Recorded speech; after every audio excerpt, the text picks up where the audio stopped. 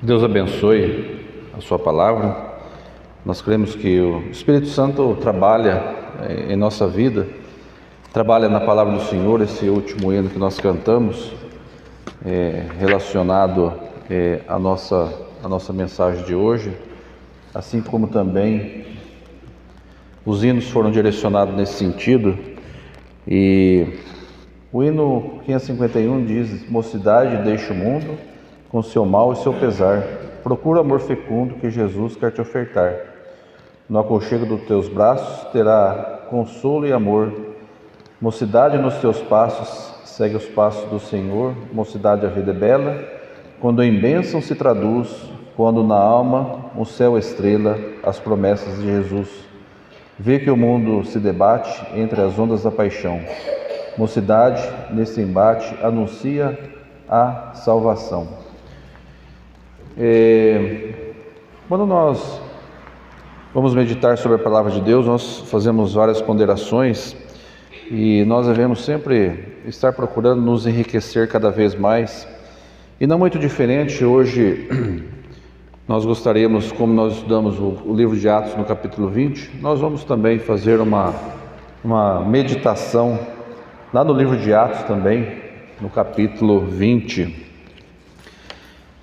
A palavra ela é rica, ela é intensa.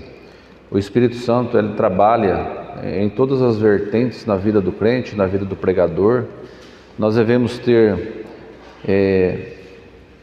o entendimento para compreender nas minúcias das letras aquilo que vai enriquecer a vida do crente. Muitas vezes nós passamos por um texto de forma cotidiana, de forma batida, e nós não compreendemos perfeitamente aquilo que a palavra tem a dizer para o Senhor. Hoje nós vamos estudar uma breve passagem do capítulo 3, do Atos capítulo 20, do versículo 3 ao versículo 12. Nós vamos fazer ali uma breve leitura, não só de um jovem chamado Eutico, mas uma meditação que deve ser feita a todos, independente da sua idade. Como nós temos a nossa rotina, a nossa vida, as nossas atrações dentro da casa do Senhor, e não diferente com aquele jovem, mas não só aos jovens, mas todos aos crentes. E assim fala lá no capítulo 20, versículo 3, que diz o seguinte: e passando-lhe 3 meses, e sendo-lhe pelos judeus postas ciladas, como tivesse de navegar para a Síria, determinou voltar pela Macedônia, e acompanhando-o até a Ásia, Sópater da Bereia, e dos Tessalônicas, Aristarco e Segundo, e Gaio de Derbe, e Timóteo, e dos da Ásia, Tíquico e Trófimo, estes indo adiante de nós, esperando em Trode. E depois dos dias dos pães ázimos, navegamos de Filipo, e 5 dias fomos ter com eles a Trode, onde estivemos 7 dias. E no primeiro dia da semana, ajuntando-se os discípulos para partir o pão, que havia de partir no dia seguinte, falava com eles e prolongou a prática até a meia-noite. E havia muita luz no cenáculo onde estavam juntos.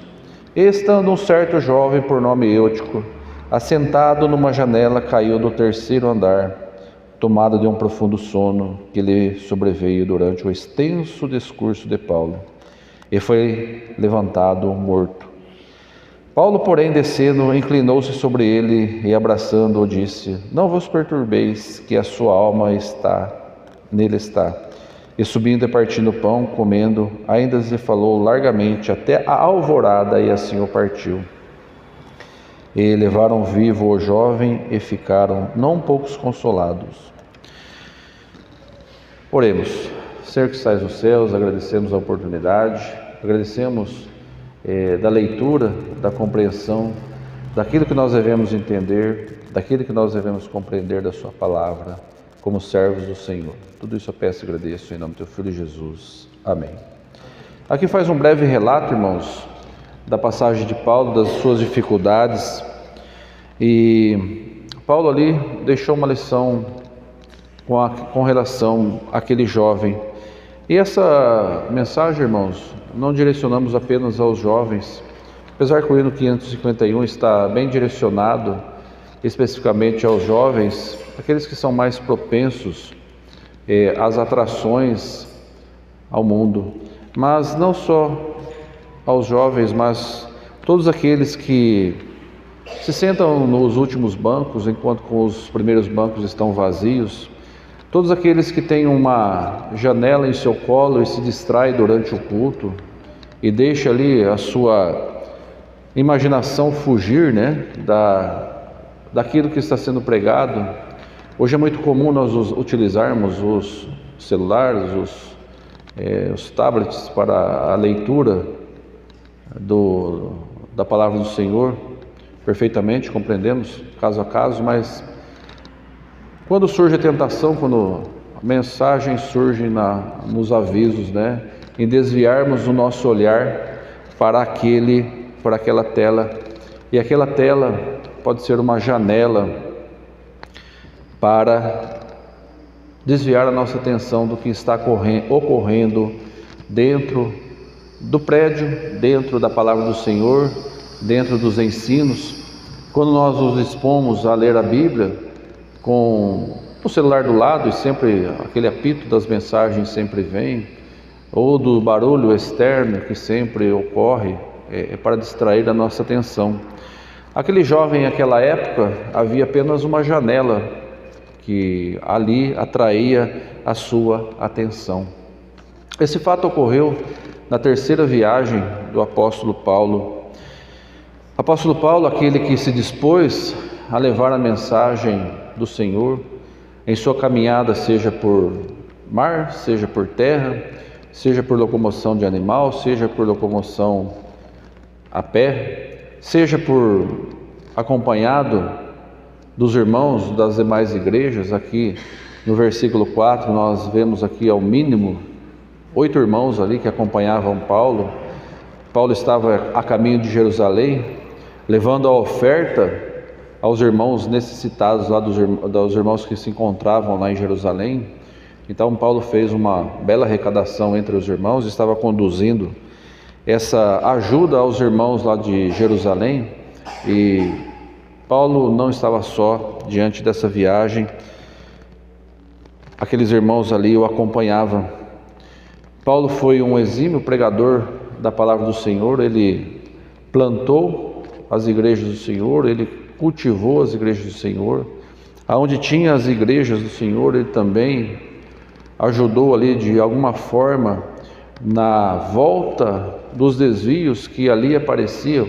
Paulo ele sempre cita dos falsos obreiros, dos lobos cruéis, como ele cita no decorrer desse versículo, aqueles que estavam dentro do trabalho do Senhor e implantavam as falsas doutrinas. O homem tem uma mente fértil para deduzir, para ser teólogo, para fazer interpretações, seja por ignorância ou seja também por algum modo trabalhado ali por Satanás, por alterar aquilo que o Senhor deixou na sua pureza.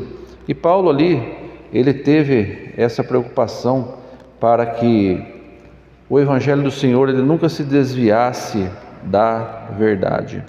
Paulo ele teve essa preocupação com as igrejas por onde ele passava.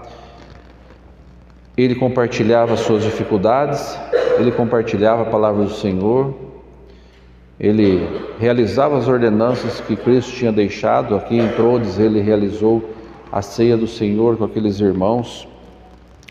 E hoje nada mais salutar, irmãos, do que também nós acompanharmos com os nossos irmãos de outras igrejas. Nós vemos que as igrejas também padecem de muitas dores. Sempre em contato com os demais irmãos, nós vemos que as dificuldades acompanham as igrejas do Senhor. As dores com as causas que ali surgem, das contendas, daquilo que vem de fora ou daquilo também que acontece dentro das igrejas. Algo que ficam anos dentro das igrejas até eclodir. As dificuldades que os irmãos passam, dos nossos irmãos conhecidos. A igreja do Senhor, ela padece de muita dor, de muita luta, de muita tribulação, e com o apóstolo Paulo não foi diferente. A igreja do Senhor, ela necessita de cuidado, a igreja do Senhor, ela necessita de atenção, a igreja do Senhor necessita do compartilhamento entre os irmãos, das dificuldades uns dos outros. Sempre estarmos em oração, relatando as nossas dificuldades para que oremos, não só na parte material, como Paulo estava socorrendo aqueles irmãos lá de Jerusalém, mas também no contexto espiritual, em compartilhando das coisas que devem servir ao Senhor, das dores que apresentam-se às igrejas do Senhor. E dentre aqueles que querem mudar das verdades do Senhor, dos rebeldes que se iram uns contra os outros para que a igreja do Senhor ela se esmoreça. Primeiramente, nós devemos ter amor à causa do Senhor. Nós devemos amar aquilo que nós fazemos. Tem os irmãos na sua vida profissionais e tem aqueles que gostam da sua profissão, daquilo que exerce, não importa qual seja a profissão, mas nós vemos que os irmãos gostam daquilo que faz, né? E com a causa do Senhor também devemos amar, além de gostar das causas do Senhor. Não nos isolarmos em nossas bolhas, muitas vezes nós nos isolamos, né? Nós procuramos ficarmos na bolha. Mas quando nós começamos a compartilhar, assim como Paulo fazia, aqui nós vemos aqui no versículo 4, ao mínimo 4 igrejas ali reunidas, uma igreja distinta da outra, uma igreja com a sua particularidade. Tinha lá os bereanos, que eram aqueles que faziam a leitura, conferiam a palavra. Tinha os de Gaio, tinha os da Ásia. As igrejas eram iguais? A igreja ela deve ser igual na pregação do Evangelho do Senhor. Na doutrina do Senhor, é uma causa pétrea, não pode ser mudada. Mas cremos que havia ali, entre os irmãos, algumas diferenças de costumes, seja qual for, como nós vemos lá nas 7 cartas das igrejas lá da Ásia. Cada um tinha uma dificuldade, cada um tinha uma tentação, cada um tinha uma tribulação. E a vida de Paulo não foi tranquila. Aqui no versículo 3, aqui no meio do versículo, diz que os judeus postas ciladas. Nós vemos que o Evangelho, ele incomoda. O Evangelho, ele incomoda aonde ele está. Nós vemos que Paulo tinha ali saído de Éfeso, quando nós vemos ali no capítulo 19, e Paulo ali causou um alvoroço em Éfeso, que era uma cidade dita religiosa, lá onde havia adoração à deusa Diana, a deusa dos Efésios. Paulo ali provocou ali um abalo na vida financeira daquela cidade. Os judeus incomodados de Paulo estar indo nas sinagogas pregar de Cristo, era uma rebelião contra o judaísmo até os dias de hoje. Cristo é visto como um que se rebelou contra os ensinos judaicos. Mas Paulo nunca se sentiu desestimulado. Medo sim, mas estimulado não. E ele levou a mensagem do Senhor. E ali entrou onde foi iniciada um trabalho do Senhor. Uma porta da casa do Senhor. Ali iniciou-se um local para se pregar o Evangelho do Senhor. Não de apóstolo Paulo, não do apóstolo Pedro, não dos ritos judaizantes, mas do Senhor. Paulo, em suas exortações, ele nunca se vangloria, ele cita das suas tribulações, mas ele nunca se coloca num patamar acima do Evangelho. Ele sempre cita que ele foi usado para trabalhar para com o Senhor, e assim é que devemos também ser a nossa vida. E Paulo chegou a Troades, e aqui no finalzinho do 7 diz que de Filipo 5 dias para chegar em Troades. Então Paulo seguiu esse trecho em 5 dias para chegar até Troades. Não uma distância não longa, mas ela foi não muito um percurso longo, mas levou 5 dias, um certo tempo para chegar até Troades. E Troades ele permaneceu ali durante 7 dias. E no primeiro versículo, ali no versículo 7 diz: no primeiro dia da semana. Como eles chegaram ali no primeiro dia, o navio iria zarpar apenas no dia seguinte. Paulo ali aproveitou para falar da palavra do Senhor. Devido à logística, eles não poderiam partir já naquele dia, mas apenas no dia seguinte. Então, o que Paulo fez ali? E no primeiro dia da semana, ajuntando os seus discípulos para partir o pão, Paulo, que havia de partir no dia seguinte, falou com eles prolongou a prática até a meia-noite. Então Paulo ali aproveitou ali aquele dia, a igreja reunida, para partir o pão, a ceia do Senhor, e pregar até a mensagem do Senhor até a meia-noite. Nós vemos que Paulo quis aproveitar ali. Paulo ali fala do primeiro dia. Paulo ali não fala do sábado, mas ele fala no primeiro dia. E naquele primeiro dia eles iriam partir o pão e Paulo falar da mensagem do Senhor. Quando nós vemos lá em Atos, o início da igreja, diz que os apóstolos preservavam na doutrina dos apóstolos, na comunhão, no partir do pão e nas orações. Era a prática da igreja do Senhor. Doutrina dos apóstolos, não doutrina de homens. Na comunhão, a igreja vive na unidade da fé, no partir do pão e nas orações. A regra da igreja, são 4 regras que a igreja ela tem que permanecer no Senhor. As práticas instituídas por Cristo no memorial do Senhor, dos apóstolos de Paulo até aos dias de hoje. A igreja que foge dessa regra da doutrina dos apóstolos, uma igreja que não vive em comunhão, uma igreja que não faz a ordenança do Senhor no partir do pão, e uma igreja que não tem a prática da oração, ela está fugindo daquilo que Cristo instituiu a sua igreja. As novas regras criadas por hoje está muito fugindo daquilo que Cristo deixou. A igreja tem os seus ritos, tem as suas orações, tem as suas músicas, e tem que ter, como nós fizemos, tem os seus recados, tem os seus relatos, mas uma coisa essencial à igreja do Senhor é a sua palavra. A principal parte da pregação é a palavra, a exortação, o ensino, a dedicação na palavra. Romanos 10 diz que a palavra ela vem pelo ouvir pela palavra de Deus. E Mateus 13:9 diz que quem tem ouvido para ouvir, ouça. Coisa básica, todos nós temos ouvido, todos nós ouvimos a palavra do Senhor.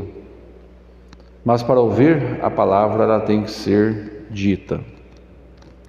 E na continuação, no verso 8 diz que havia muitas luzes no cenáculo, onde estavam juntos. Então nós vemos que havia muitas luzes, era um local bem iluminado, era o primeiro dia da semana, não era aqui o sábado. Cristo ressuscitou em um domingo, e não no sábado. Marcos relata isso lá no seu capítulo 16. Os gentios tinham um costume diferente dos judeus.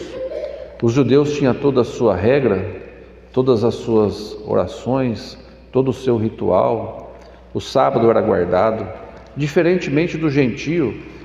E quando Paulo ele saiu na sua pregação, ele não foi falando aos gentios que trabalhavam aos sábados e dizia: a partir de agora vocês não vão mais trabalhar no sábado.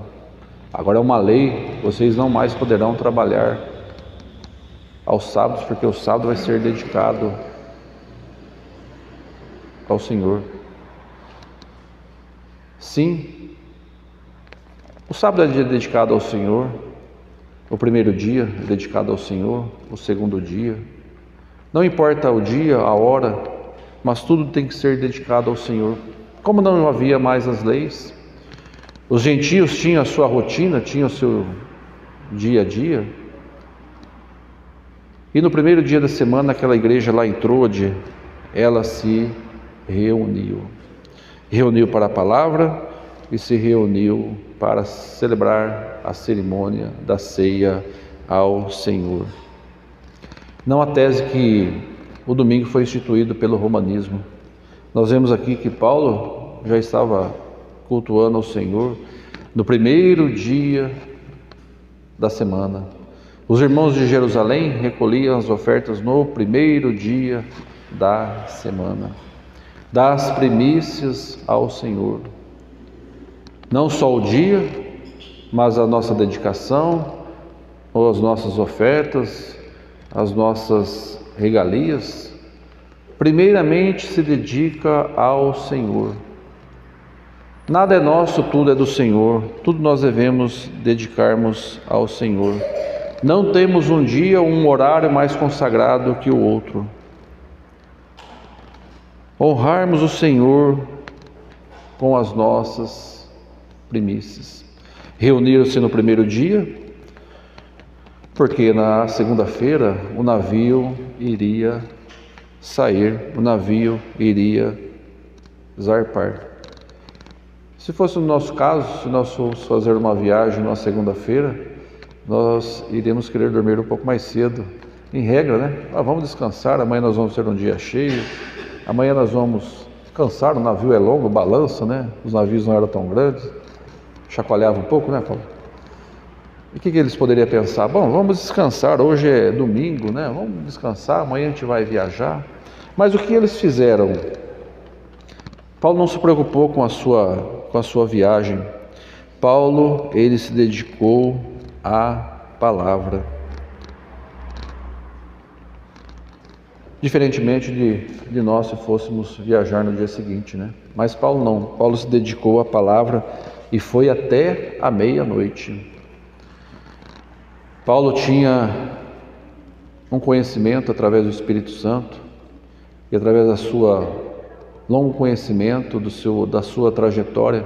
Paulo viveu intensamente tanto na perseguição quanto na exaltação ao nome do Senhor. Ele tinha tanto conhecimento da perseguição quanto conhecimento do Senhor. E lá se reuniram num cenáculo. Um cenáculo é um segundo andar ou até um terceiro andar.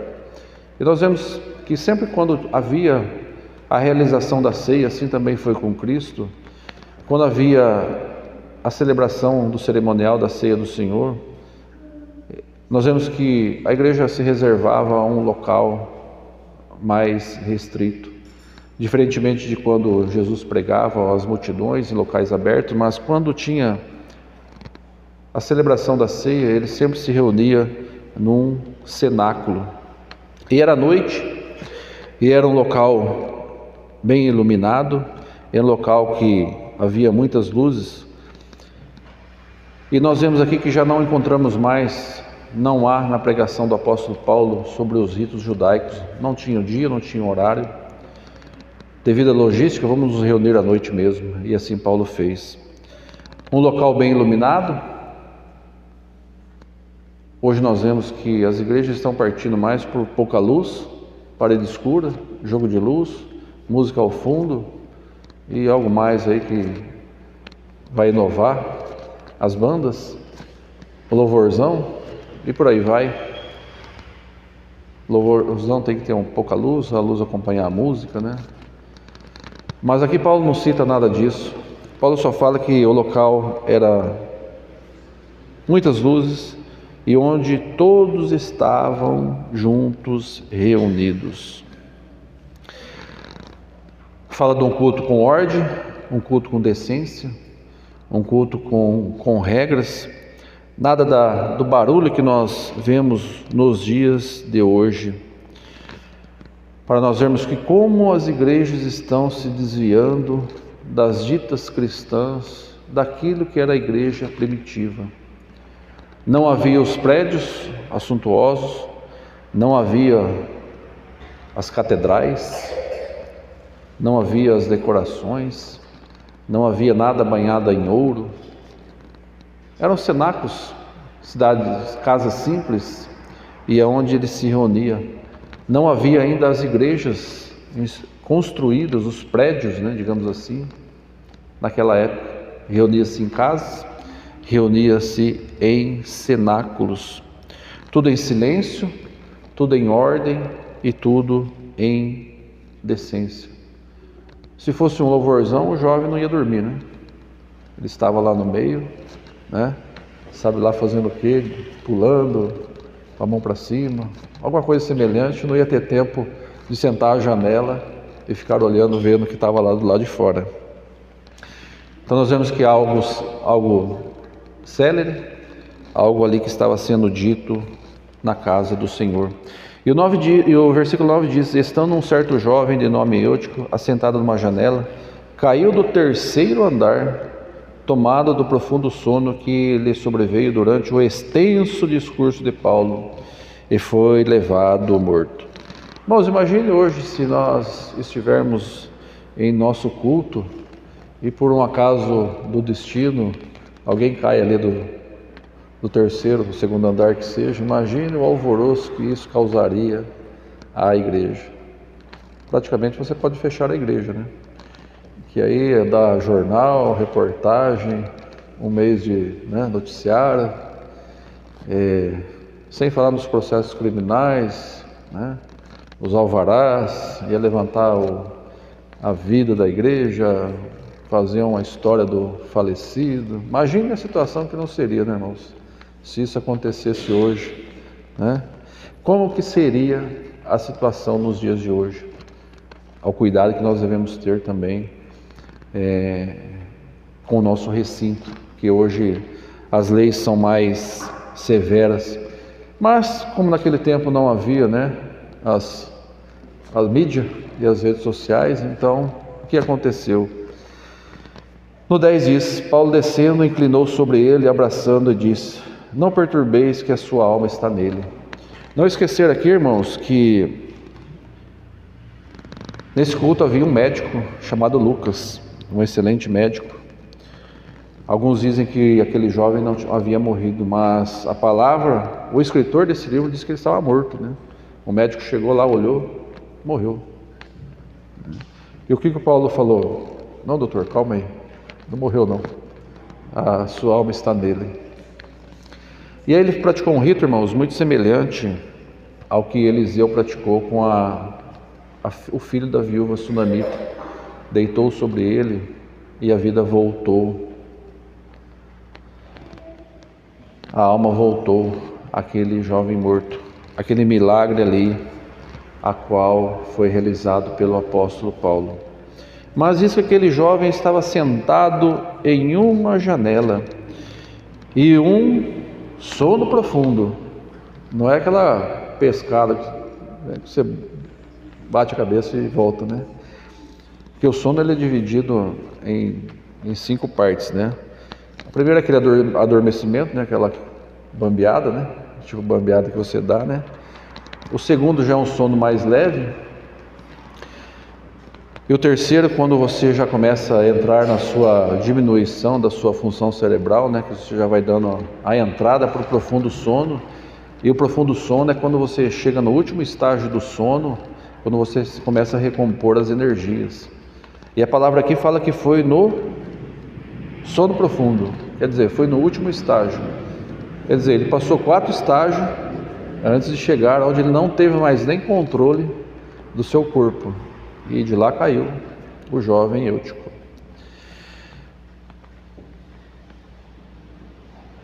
E vemos, irmãos, que esse jovem estava em uma janela. Possivelmente os ambientes, o local ali, temperatura um pouco mais elevada no verão, deveria ser aquelas janelas amplas, e aquele jovem ali sentou à janela. Nós temos um ditado, irmãos, em nosso meio, que diz que nós devemos estar atento às janelas das oportunidades. Esse é um ditado que há no meio comercial, amplamente divulgado no mundo dos negócios, né, e nas carreiras profissionais, que é um período de tempo em que você deve ficar atento e no determinado momento aquela oportunidade ela irá aparecer. E é muito importante você estar preparado, porque aquela oportunidade ela vai passar uma vez só. Então você fica olhando ali pela janela, a hora que ela abrir, porque você não vai ter uma outra oportunidade daquela. Isso é no mundo dos negócios, irmãos. Mas nós ficarmos sentados à janela, espiritualmente, ela tem um efeito inversamente proporcional. Principalmente para quando nós estamos dentro da casa do Senhor e nós ficarmos olhando pela janela.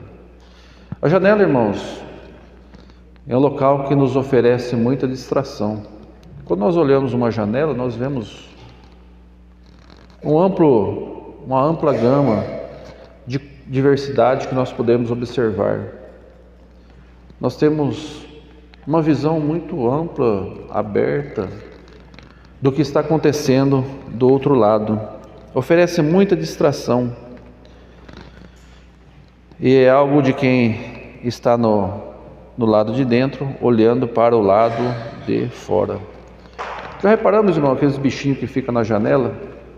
Aqueles que estão dentro querendo sair, ou que estão fora querendo entrar? Né? Aqueles que estão dentro estão querendo sair, e os que estão fora querem entrar. A janela é o local por onde nós ficamos observando o que está ocorrendo lá fora.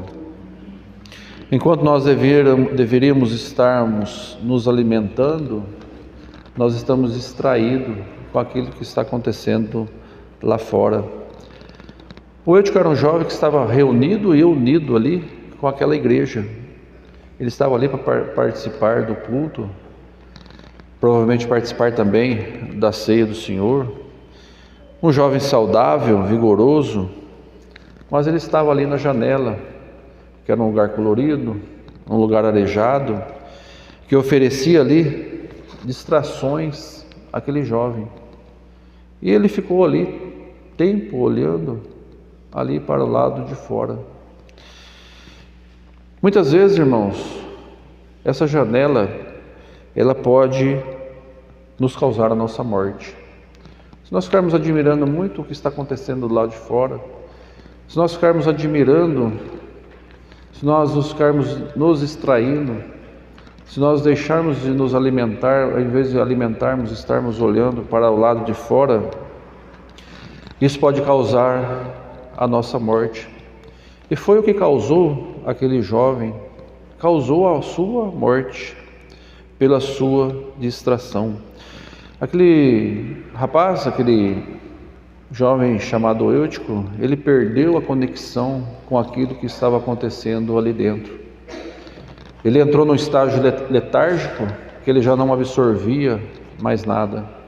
O alimento estava sendo oferecido, o alimento ali estava sendo exposto, estava sendo amplamente aquela bandeja de opções, mas ele já não estava mais digerindo. Ele já tinha entrado numa letargia, já não absorvia mais nada. E com o tempo, aquele jovem, ele caiu, ele saiu. Vendo que quando nós caímos, irmãos, nós nunca caímos para o lado de dentro, né? Aquele que está balançando, ele nunca cai para o lado de dentro, né? Ele sempre vai cair para o lado de fora, ele vai embora. E não foi muito diferente com aquele jovem. E aquele jovem, ele não estava no mundo, ele não estava lá numa balada, ele não estava lá curtindo a vida, como se diz, né? Ele estava dentro da igreja.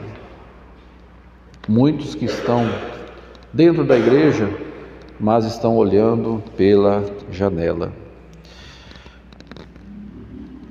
Nós vemos a igreja de Laodiceia, muito similar àquela igreja rica, àquela igreja com conhecimento, mas ela não era quente nem fria, não era uma coisa nem outra, né? É aquele assim, tanto faz, vamos levar a vida e deixa a vida me levar, como se diz, né? Muitas vezes nós entramos nesse estágio letárgico. Aquele jovem, ele ouvia, mas nada absorvia. Não tinha mais o apetite com a palavra do Senhor. Muitas vezes nós ficamos desanimados com a igreja, nós ficamos desanimados com a palavra do Senhor. Sempre tem aquele, a igreja nunca falou de determinado assunto, a igreja nunca falou daquilo, eu não compreendo daquilo. Os assuntos não oferecem mais alimento, os assuntos deixam de tocar a vida do crente. Toda mensagem nós devemos ter uma reflexão. Pode-se pregar 1 hora, pode-se pregar meia hora, 20 minutos, mas ao menos uma frase você tem que levar para a sua rotina, para a sua vida. Nós não podemos perder o foco principal da igreja através das janelas. E toda perca de foco, todo o nosso desânimo, todo o nosso recuo da igreja, ela nunca vem de forma abrupta. Nós nunca perdemos o apetite de uma hora para outra. Vai ver hoje é muito comum, né? Das crianças. Eu não como isso, não como aquilo, não como isso, não como aquilo. Coisas que alimentam, não come. Eu só gosto de uma batata frita, né? Se der uma batata frita, eu como que nem... E o sorvete então, né? Aquilo que incha, mas não alimenta. Nós devemos ter o alimento sólido da palavra do Senhor. Não podemos perder o foco em Cristo. Não podemos perder o foco das coisas do Senhor. Não podemos perder o foco no interesse das coisas do Senhor. Não podemos perder o foco no conhecimento das coisas do Senhor. Hoje nós ficamos praticamente no capítulo 20. Quantas lições e muito mais que nós temos para tirar desse capítulo. Nós não podemos perder o foco dos nossos irmãos. Nós não podemos perder aquela intimidade com os nossos irmãos, conhecer os nossos irmãos cada vez mais. Quando nós olhamos pela janela, o que tem dentro deixa de se tornar algo interessante. Nós vamos nos interessarmos, nós vamos nos aprofundarmos, nós vamos tentar descobrir mais coisas, o que estão do outro lado da janela, e essa janela ela pode provocar a nossa morte. A comida do Senhor deixa de ser interessante. Sentarmos na janela, nós estamos correndo no limite, nós estamos na linha tênue. Mais cedo ou mais tarde nós podemos cair dessa janela se nós não acordarmos do profundo sono. Se nós não vermos que o sono está começando a nos dominar. O sono ele começa no adormecimento, ele tem a primeira até chegar à última fase no sono profundo. E quando você chegou no sono profundo na última fase, você já, desde lá de trás, você já perdeu os interesses das coisas do Senhor. O jovem caiu, Paulo foi lá, falou, aquele jovem voltou, aquela alma estava nele. E no 11 diz o seguinte, e subindo e partindo o pão e comendo, ainda lhe falou largamente até a alvorada e assim partiu. Nós vemos que a igreja ela socorreu aquele jovem. Aquele jovem ele voltou, o culto continuou, não saíram às ruas anunciando, não fizeram nenhuma propaganda, mas voltou ali E o culto continuou. E a vida daquele jovem, como ficou? A vida daquele jovem ficou marcada por essa queda, tanto é que está na palavra do Senhor. Os eventos negativos em nossa vida deixam marcas por todos os nossos dias. Eventos negativos, um dia pode mudar a sua vida, uma queda pode mudar a sua vida. Há quedas que você pode ser ressuscitado, mas há quedas a quais você não é mais ressuscitado. Você perde ali a comunhão com o Senhor. Muitas quedas são caminhos sem voltas. Sansão era um homem que visualizou muitas janelas.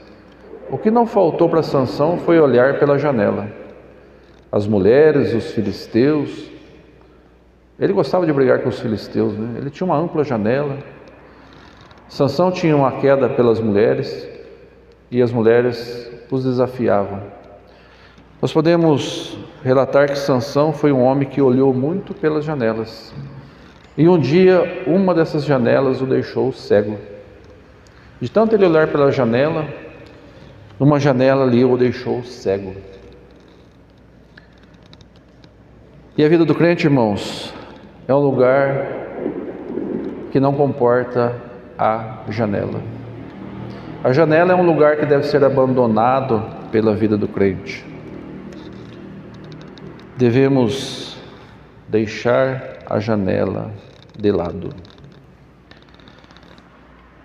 Em Salmos 23, versículo 2,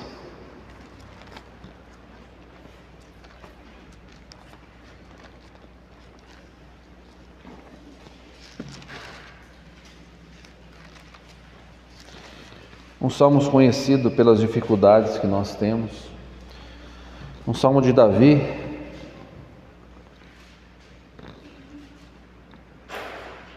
que faz um relato ali no 23, 1 e 2, diz o seguinte: O Senhor é o meu pastor e nada me faltará. Deitar-me faz em verdes pastos, guia-me mansamente às águas tranquilas. O Senhor é meu pastor e nada me faltará. O que está faltando na sua vida com o Senhor que estamos olhando muitas vezes pela janela? O que está nos atraindo mais do que o Senhor através das janelas? Sansão, aquele homem consagrado por Deus desde o seu ventre. Hoje nós fizemos uma breve citação sobre o ventre, né? Então, aqui já havia a vida desde a concepção, desde o ventre, né? Não foi contado nenhuma semana aqui. Mas Sansão olhou pela janela. Sansão, ele perdeu a referência do Senhor. No Senhor nada me faltará, e deitar-me faz em verdes pastos, e guiar-me-ei em águas tranquilas. Não devemos perder o foco no Senhor. No mundo, através das janelas, não tem nada que pode nos atrair, nada pode nos acrescentar. As janelas nos deixam sem temor, nos deixam destemidos. As janelas, elas te hipnotizam e você perde a noção do seu papel junto ao Senhor. E em determinado momento cairemos. Gradativamente nós vamos perdendo a visão. Gradativamente nós vamos perdendo a comunhão. E gradativamente, através das fases do sono, nós vamos cair. E nós devemos estar em oração para que isso não aconteça em nossa vida. Devemos orar para que permanecemos firmemente longe das janelas da qual aquele jovem caiu. A missão que nós devemos ter em permanecermos no Senhor e nos distanciarmos das janelas do mundo. Amém? Que Deus abençoe a sua palavra. Vou pedir que o nosso irmão Murilo nos faça o último hino e faça um apelo, se for da vontade do Senhor, que Deus os abençoe. Amém?